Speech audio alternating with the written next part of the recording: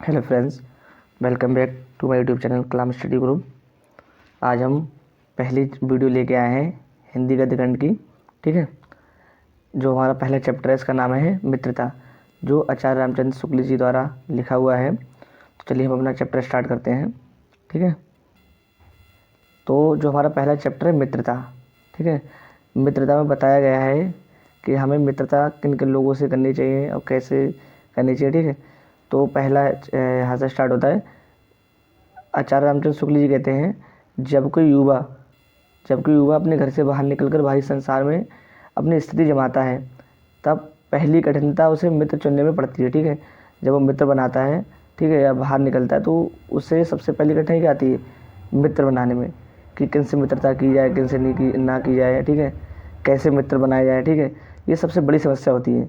यदि उसकी स्थिति बिल्कुल एकांत नहीं है और निराली नहीं है, या वो जो व्यक्ति है जो बाहर निकल रहा है वो सामाजिक है, वो सब कुछ जानता है कि किन किन लोगों से करनी चाहिए, उसके अंदर समझदारी है, तो उसे ये कठिनता नहीं आती। वो जल्दी ही अपनी जान पहचान के लोगों से जो है दोस्ती कर लेता है और हेल मिल के उसके लोग मिल जाते हैं। ठीक है, ये हेल मिल बढ़ते बढ़ते मित्रता के रूप में भी परिणित हो जाता है।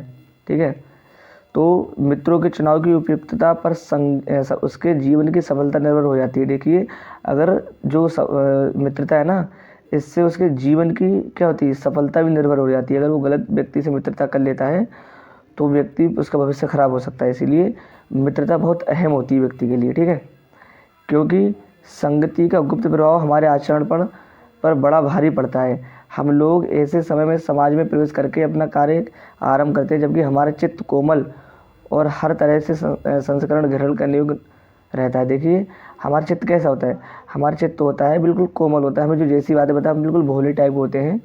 हमें जो व्यक्ति जैसी बात बता देता है हम वो मान लेते हैं। क्यों, हमारी एज उसमें जो हमारी उम्र होती है, आयु होती है, वो इतनी मेच्योर नहीं होते हैं कि हम चीज़ को समझ सकें क्या सही है क्या गलत है। हमारे भाव अपरिमार्जित और हमारी प्रवृत्ति अपरिपक्व रहती है। यानी हम अपरिपक्व का मतलब यहाँ पर क्या है, अपरिपक्व का मतलब है हम इतने समझदार नहीं होते हैं। ठीक है, हम लोग कच्ची मिट्टी की मूर्ति के समान रहते हैं।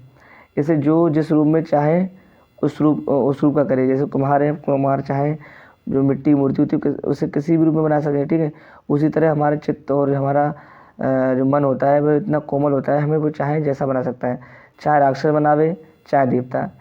ऐसे लोगों का साथ करना हमारे लिए बुरा है जो हमसे अधिक दृढ़ संकल्प के हैं। देखिए, हमें ऐसे लोगों से भी मित्रता नहीं करनी चाहिए। ठीक है, हमें जो दृढ़ संकल्प हैं, कैसे हैं, जो दृढ़ संकल्पी हैं, यानी वो क्या है, हमारी बात नहीं सुनते हैं, अपनी बात को ही जो है ज़्यादा उच्च मानते हैं। ठीक है, क्योंकि हमें उनकी हर बात बिना विरोध के मान लेनी पड़ती है। मान लीजिए वो हमेशा ये कहता नहीं मैं सही हूँ, मैं कोई भी बात बताता है वो कहता नहीं मैं सही हूँ, मेरी बात बिल्कुल सही है।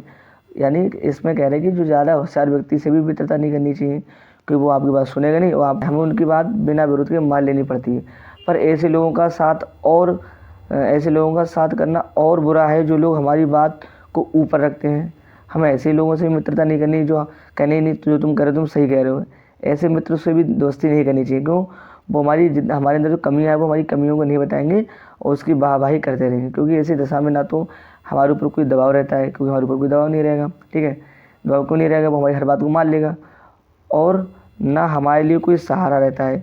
दोनों अवस्थाओं में जिस बात का भय रहता है उसका पता युवा पुरुषों को प्राय बहुत कम ही रहता है। ठीक है, इसका पता हम लोगों को बहुत कम ही रहता है। यदि विवेक से काम लिया जाए तो भय नहीं रहता, पर युवा पुरुष प्राय विवेक से काम लेते हैं, विवेक से काम कम लेते हैं। ठीक है, आपने देखा होगा जो युवा लोग होते हैं वो विवेक से काम नहीं लेते, वो जो है जो चीज़ ठानते वो तुरंत कर बैठते हैं, वो उस पर सोच विचार नहीं करते हैं। ठीक है, इसके बाद इसका कहते हैं कैसे आश्चर्य की बात है कि लोग एक घोड़ा लेते हैं।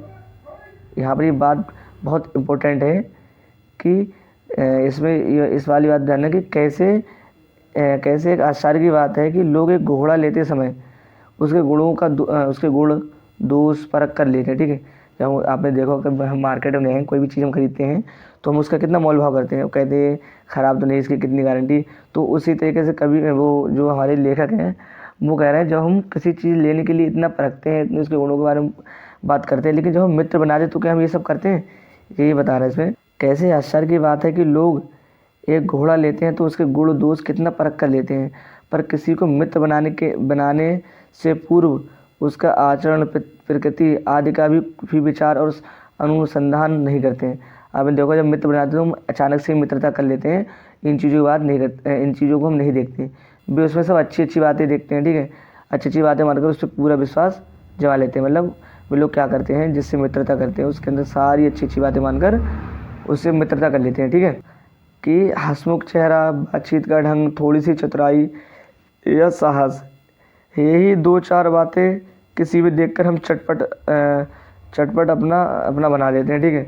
हम क्या करते हैं, हम देखते हैं वो बोलने में अच्छा है, हंस रहा है, बातचीत का ढंग अच्छा है, थोड़ी चतुराई है उसके अंदर, ठीक है। ये 2-3 चीज़ें देखकर हम क्या करते हैं, उससे मित्रता कर लेते हैं। मैत्री का उद्देश्य क्या है, ठीक है, तथा जीवन के व्यवहार में उसका कुछ मूल्य भी है। ये ऐसा साधन है जिससे आत्मशिक्षा का कार्य बहुत सुगम हो जाता है।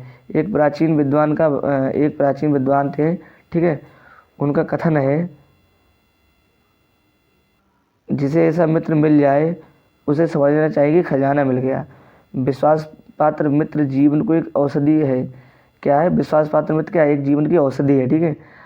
मतलब हमें जीवन में सच्चा मित्र बहुत ही कुछ लोग ऐसे होते हैं जिन्हें सच्चा मित्र मिले। देखिए, सच्चा मित्र हमारे जीवन में अगर मिल जाए हमें, तो समझ लो हमें औषधि मिल गई, ठीक है। क्यों? अगर वो अच्छा मित्र मिल गया, वो हमें बहुत ऊंचाई पर पहुंचा सकता है। हमें अपने हमें अपने मित्रों से आशा रखनी चाहिए कि वे उत्तम संकल्पों से हमें दृढ़ करेंगे, दोषों त्रुटियों से हमें बचाएंगे, हमारे सत्य, पवित्रता और मर्यादा से प्रेम को पुष्ट करेंगे। जब हम कुमार्ग पर क्या हमें रोकेंगे नहीं, ये रास्ता गलत है, इस पर न जाओ, ठीक है। और कुमार्ग पर पैर रखेंगे तब वे हमें सचेत करेंगे, वो हमें सचेत करेंगे कि जो तुम इस रास्ते पे जा रही हो, रास्ता तुम्हारे लिए ठीक नहीं है। जब हम हतोत्साहित होंगे, ठीक है, तब भी हमें उत्साहित करेंगे। सारांश है कि हमें अपने उत्तमतापूर्ण जीवन निर्वाह करने में हर तरह से सहायता देंगे, ठीक है। सच्चे मित्र में उत्तम से उत्तम वैद्य की निपुणता और परख होती है। सच्चा मित्र होता है ना, उसके अंदर वैद्य की परख होती है। जो होता है ना, वो हमारे अंदर सारी कमियां तुरंत पहचान लेता है और हमें सचेत करता है कि ये काम ये गलत है, ये काम तुम्हें नहीं करना है, ये कुमार्ग है, जो मार्ग, जो रास्ते पर चल रहे हो, ये चीज़ खराब है। अच्छी से अच्छी माता का सा धैर्य और कोमल होती है, ठीक है। और इसके अंदर क्या होता है, अच्छी जो माता होती है ना, उनके अंदर जो धैर्य होता है और कोमलता होती है। ऐसी मित्रता करने का प्रयत्न पुरुष को करना चाहिए, ठीक है।